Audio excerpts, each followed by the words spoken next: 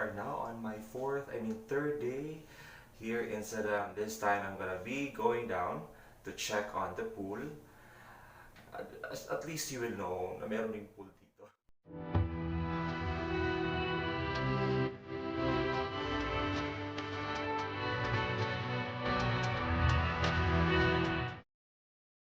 Pool area now. It's pool area now.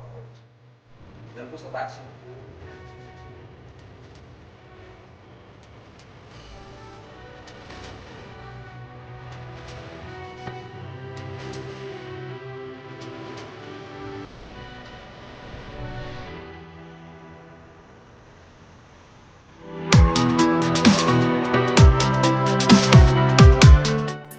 Now here at their pool.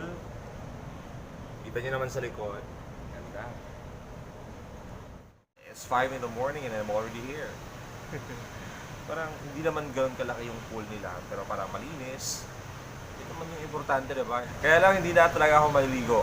Pinuntahan ko lang siya at least for remembrance na of course, meron ding pool dito sa Seda Central.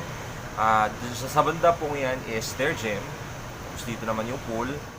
Ayan, napuntahan na natin yung pool, so I'm going back to my room now.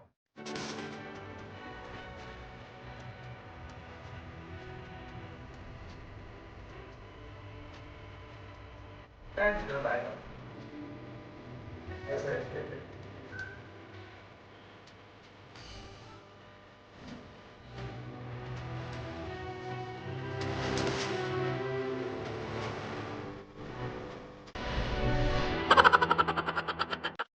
We are on the 9th floor and ito po yung room namin. And from this point, makikita po natin yung pool at ganyan po yung kanyang itsura.